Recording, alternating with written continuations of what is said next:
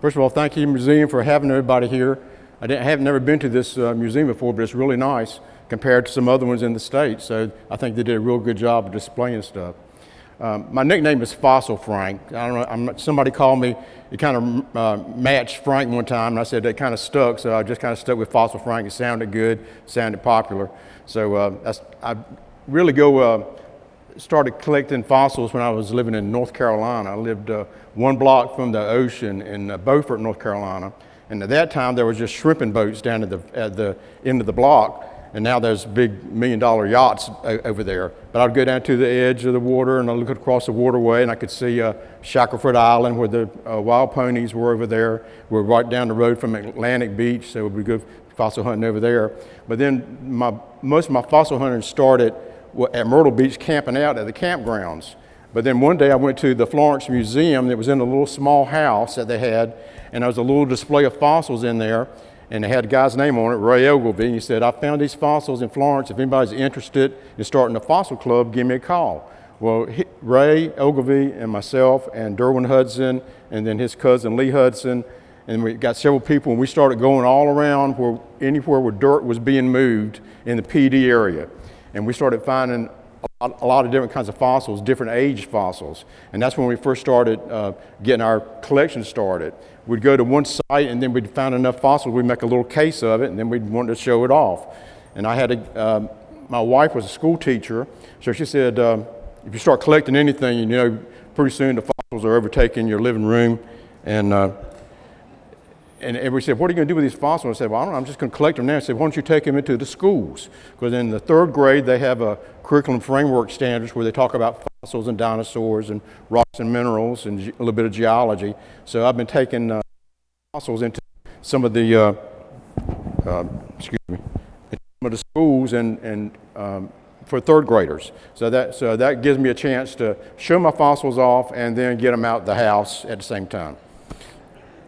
When we look for fossils around the Pee Dee area, first of all, we look for where dirt's being moved. It might be or a place that we can move dirt fairly easily. We might be in the bottom of a stream bed with a shovel and a screen wire, and we'll just take samples out of the bottom of the creek bed.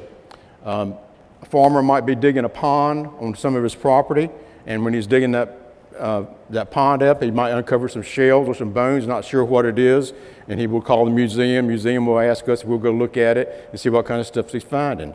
And then also we do a lot of fossil hunting in some of the big sand pits. And everybody's seen the huge dump trucks riding down the road full of dirt, but unless you live near one, it's hard to imagine that a sand pit might be, one part of it will be as big and as deep as this whole room right here. And the first thing they do, they'll go in and they'll take all the trees off, to sell the trees to the paper mill, and then they'll start digging a hole. And the first layers of dirt they start to dig up is just the topsoil. Usually don't find any fossils in it. But the deeper they go, the older the fossils are. And what we go by, and every fossil hunter goes by, is what's called the principle of superposition. The younger stuff is always on top. The older stuff is deeper. And the deeper you go, usually it's older. So we will collect a lot of stuff from some of these sand quarries. Usually a lot of the stuff we're finding is just an array of different things, but usually 2 or 3 main things. We find a lot of petrified wood, all kinds of shapes, sizes, and colors. Some of it's too heavy to move. But of course, if you listen to this right here,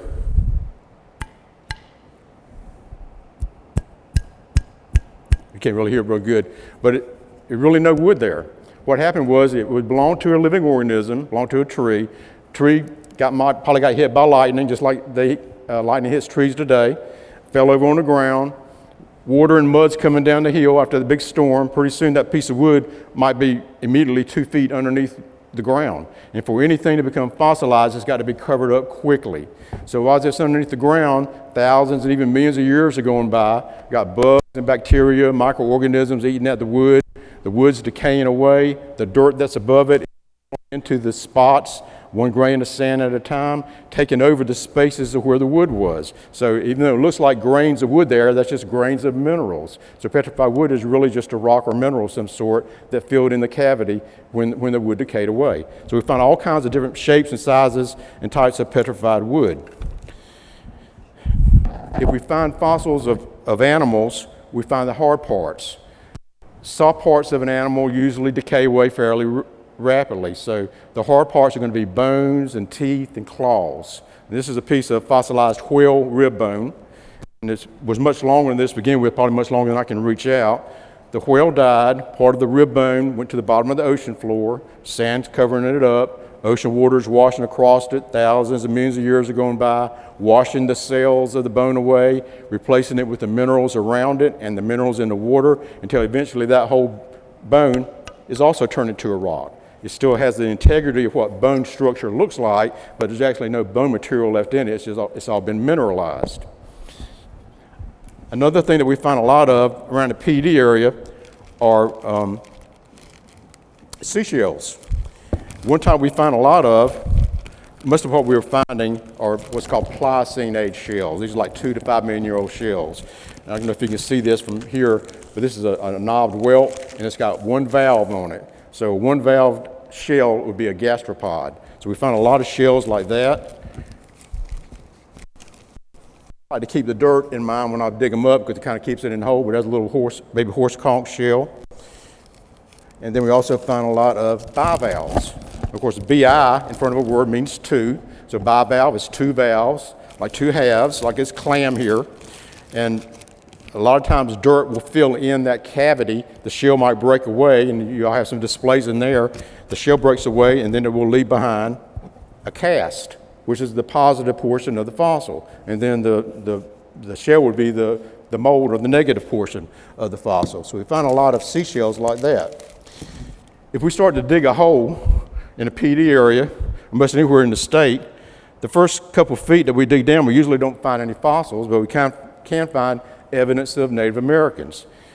Each different part of the state is usually named or got some type of Native American tribe from them. In my area, it's the Pee Dee Indians. So the Native Americans that lived around, they would leave behind little points, we call them arrowheads, and they would use these for weapons to put them on the end of a stick and become an arrow. So they would use this for hunting some small prey. If you dig down a little bit deeper, you might find a larger point. This would be like a spear point. This is actually obsidian. Of course, we didn't have any obsidian around this area. Most of it was out west, where there's more volcanic activity. But this is an igneous rock, which is a glassy type of rock that got cooled off real quickly after it erupted from a volcano. But the Native Americans, you can imagine them finding a big rock of shiny black rock and say, man, this is going to make the most beautiful arrowhead and spear point you've ever seen. I can see them hauling that big old rock back to the campsite. They're sitting around the campfire, got a little piece of a deer antler or a rock, and they're chipping the edges of that sucker off, and pretty soon they made this beautiful artistic triangle. They stuck that on the end of a stick, and then it became a spear. Certain shapes of spear points have been found and can be found with fossils of animals that died out about 10,000 years ago. And that shows that the Native Americans used to hunt them. One of them that they used to hunt about 10,000 years ago was my buddy here, Wooly. You know what his last name is? Anybody know what the last name is of Wooly? Mammoth? Woolly Mammoth? Well, this guy was lived in the coldest areas of the United States, Europe, Canada. We didn't have any glacial ice in South Carolina. It didn't come down that far. So we didn't have the woolly mammoth. We had an animal called the Columbian mammoth. The Columbian mammoth was actually probably a little bit bigger than the woolly mammoth. He was about 13 feet tall at the shoulder, big long tusks that are actually modified incisors. And this guy would eat food 20 out of 24 hours a day. So you think we eat too much, you just imagine being a Columbian mammoth. This guy is 20,000 pounds, so he's got to have food all the time to eat to keep his energy going. So we know that this guy was once here.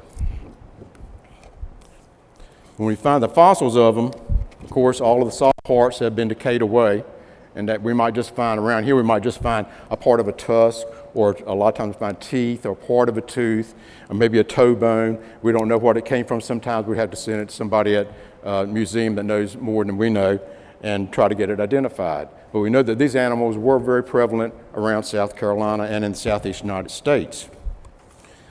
Another animal that lived with the Columbian mammoth was the mastodon. We found fossils of this guy here too. And the mastodon was about 9 feet high at the shoulder. Tusks were a little bit smaller, more parallel, parallel to one another.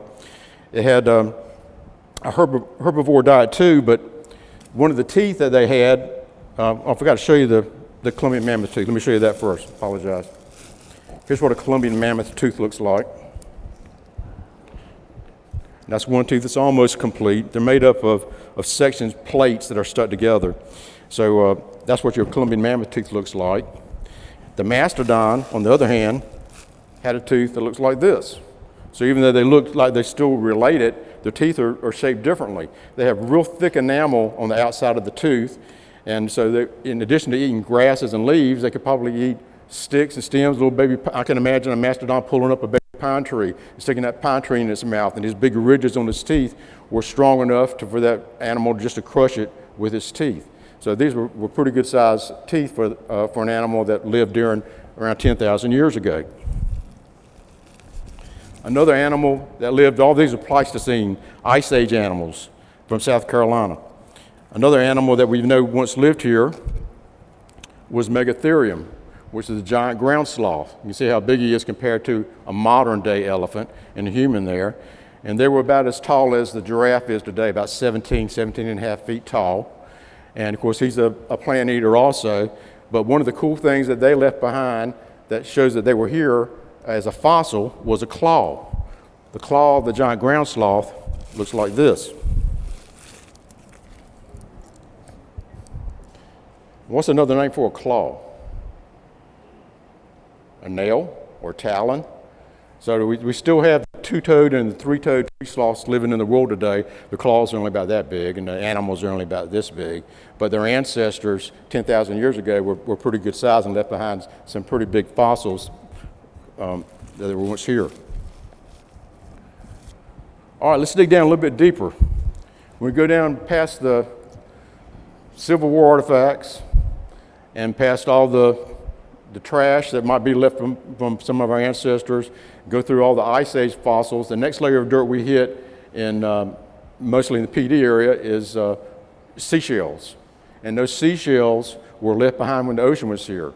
The ocean at one time went all the way to Columbia, South Carolina. And there was a place up there called Peachtree Rock, and I know Peachtree Rock's still there, but there was a kind of like a upside down pyramid looking thing of seashells there. And I think it finally fell over. But those seashells were deposited by the ocean millions of years ago. So from Lexington all the way back to Myrtle Beach was underwater at different times over the past millions of years. So a lot of times when somebody is digging, they can find seashells, fish fossils, whale fossils, shark fossils. Everybody likes to go down to Myrtle Beach, and that's one of my favorite places to go. Here's a shark's tooth that I found down at Surfside a few years ago. It's a triangular shaped tooth. It's from the great white. It's got serrations on the sides of it. Here's one that I found over in Florence, because the ocean ward was once here. Another great white, a little bit of a different color due to the mineral content. And of course, we have also found some, and there's several of them on display here, some of the Big Daddy. I know that they've changed the species name on them. There's Megalodon carcarocles, something now, but it used to be Carcharodon megalodon, but they still looks like a triangle type great white, and everybody thinks it's a great white shark. But we have never been able to find a complete skeleton of the megalodon to really know how big the sharks were, because they don't have any bones in their body. Everything's made of cartilage. Some of the cartilage can fossilize. It's harder than the tooth would be. So what has happened is the scientists have formed this scientific group called OSearch. OSearch has got lots of big boats, and they'll go out into the ocean and they'll haul these sharks up on the boat, and they'll measure the length of the shark. They'll check it for parasites. They'll attach a sonar detector to one of its fins before they release it. And one of the last things they do, they open the shark's mouth and they get to measure the shark's teeth. And then they type all that stuff into the computer, and they found out that for every inch of tooth, it was approximately a 10-foot lengthened shark of the ones that are living today. So we can guesstimate how big they were millions of years ago just based on how big they are today. So that same shark's tooth that I found down at Myrtle Beach is about 1 inch long, so that's about a 10-foot shark. That's still a pretty good size. This one over near South Florence High School in Florence, where I'm from, about 1.5 inches, 15-foot shark, approximately. And we take this megalodon here, and we measure from the tip of the tooth all the way down to where the enamel ends, right there at the root part. And if we go down 1 inch, that's 10 feet, 2 inches, 20 feet, 3 inches, 30 feet, 4 inches, 40 feet, and about a half inch more, that's 45 feet. 45 feet, 7 feet longer than a school bus. That's a pretty big shark. So I'm glad they're not around anymore, but we can guess that they were about that big millions of years ago. Now, if you look at these ones on my hat, you may not have seen these particular ones before. These are from a shark called the squally corax. There's one called the Copi, and there's one called Priestodonus. Both of them are 65 million year old sharks. They're only found in a certain layer of dirt all over the world. You can actually go online and trade some squally corax shark's teeth from somebody in Europe. When you get them in the mail, they look exactly like that. They might be a different color based on the minerals that they were fossilized in, because they were all white to begin with. If the shark's teeth fell out of the shark's mouth and they fell into red dirt, they turned red. They found brown dirt, they turned brown. They fell black dirt, then they turned black. So the mineral just turned them a certain color. But whenever we find that type of a shark's tooth, at least we know we're in 65 million year old dirt. So a lot of times when we find that shape of a shark's tooth, we also find fossils of guys that lived with them, like this guy right here. You might have heard of the plesiosaur, swan lizard. If you've ever been to Scotland, there's a place over there called the Loch Ness. They said this was the Loch Ness monster. Nobody's been able to find it, of course, but there are some kind of funky pictures floating around. It looks like there's something sticking out of the water. But we know that these guys lived right here in South Carolina. So that's pretty amazing to think about that. The plesiosaur lived during the same time period as another animal that we've also found fossils of here called the mosasaur. And some of these are on display here and at the State Museum and the Florence Museum. But this guy had a much bigger, stronger looking body, strong flippers. His head kind of looks like an alligator or crocodile, but actually they're not even related to alligators or crocodiles at all. It's more closely related to largest land monitor lizard, the Komodo dragon. So it's kind of weird to think that maybe at some time in the past, these animals were in the ocean, then they went on the land. They're very close cousins based on the anatomy of the animals. We know that these guys were at the top of the food chain 65 million years ago. They could actually open their jaws 2-3 times bigger than normal and take a bite out of anything that they wanted. So this was the guy to watch out for. And y'all have probably seen some of them on some of the Jurassic Park movies and ones like it. When part of the ocean water started to recede back towards Myrtle Beach, the area, Pee Dee area in South Carolina started to dry out, and animals were walking on the land. Those were the dinosaurs. Dino means terrible, saurus means lizard. So one of the first ones that was found was actually found over in Turbeville, South Carolina, and a gentleman was over there. He was digging a pond at the back of his property there, and we got permission to walk back in there, and we found some fossils, and he found one that he had in his little metal box, and it was from one of the ostrich mimic dinosaurs.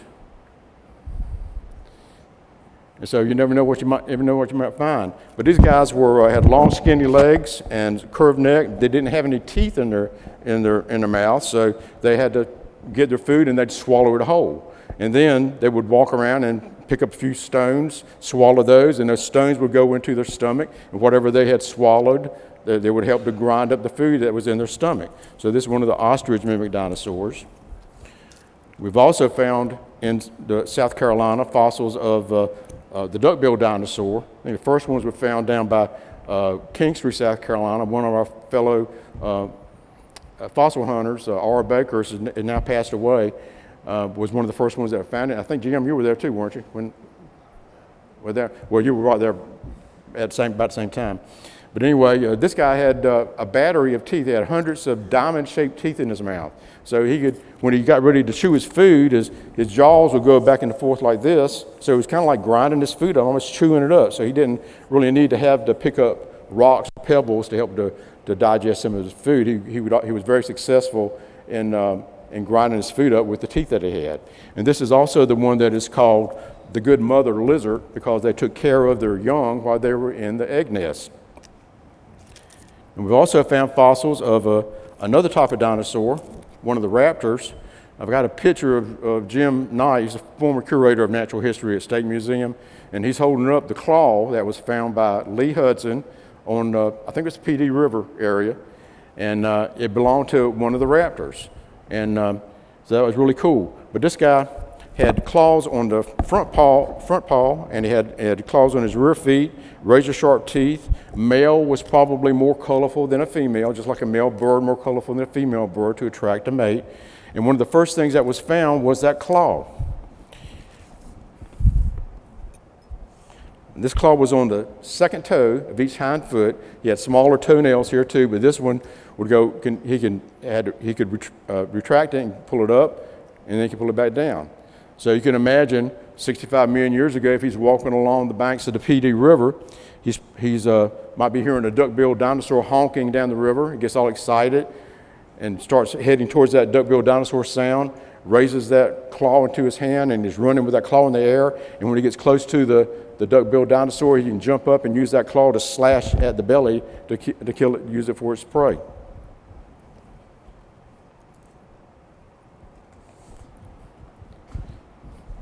Another thing that was found that told us that dinosaurs were here was some raptor teeth. And actually, one of a cool story about the Pee Dee River again, somebody from the museum had found half of a tooth. And then like a week or 2 weeks later, another fossil hunter goes back and found the other half of the tooth. And they put them together, and it was the same tooth. But it was a tooth from one of the raptors like this. But this is one of the small skull of one of the raptors. And you can see how they've got large nose openings, so they had a keen sense of smell, large eye openings that jut out from the back of the skull. This guy had peripheral vision. He could see long distances. He could see at night. And the teeth are all curved, so when he got ready to bite something, he didn't have to worry about that prey slipping out of his mouth. The carnivores need that anyway, dogs and anything. So we know that they were once here. Every now and then, a new species of dinosaur is found. This has been several years ago, but it used to be every 8 weeks, scientists would find a new species of dinosaur somewhere in the world, but now I think it's down to like every 6 weeks or even 5 weeks. But in China, they found one that had a claw. It was called Therizinosaurus. Therizinosaurus' claw was a little bit bigger than most of your other ones. So the scientists are looking at it and they're saying, well, he couldn't have been on the second toe of his hind foot. He wouldn't be able to walk. He'd trip all over himself. They found out he had it in his upper hands, and then he would use this for protecting against predators or for slicing food or whatever you want to use for. But the Chinese dinosaur, the Therizinosaurus, had probably one of the largest claws on the fossil record. Last year, down by Somerville, there's a fossil pit down there, and I think they were renting out space, or they charged so much, I haven't been to it, so much time to go into it, and they found some rhinoceros fossils, which I think was the very first ones that had been found. And I acquired this because the price was right, and I didn't have one. But this is give you an idea about what a rhinoceros horn looks like. And so they were pretty good size. And it's supposed to be made out of calcium and maybe nail material, like keratin material. So, but anyway, they're fossilized pretty good. But we know that the rhinoceroses were now once here. This is Ice Age stuff, going backwards a little bit now.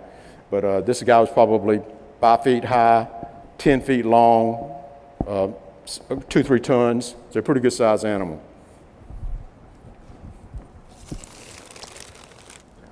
Every now and then we find a lot of trace fossils. Where'd that little girl go that was in here? Oh, she left? Well, if we find, sometimes we might find, if we're in an area where there was mud, an animal would step in it and leave a footprint. We've all seen the footprints of the dinosaurs and different animals that were left in the mud. So that would be a trace of what the animal, a trackway. But a lot of times we will find another type of trace fossil. We find a lot of it, and I don't know whether I want to say I'm proud of this or not, but I have a huge plastic container full of nothing but coprolite. And coprolite, of course, remains of what the animal left behind, fossilized animal poop. So But when you start finding fossils, you usually find some of the droppings. If you find the droppings in conjunction with the skeletal remains, then you can make a pretty good assumption that the poop belonged to that particular type of animal. So anyway, thank you very much. Appreciate your time.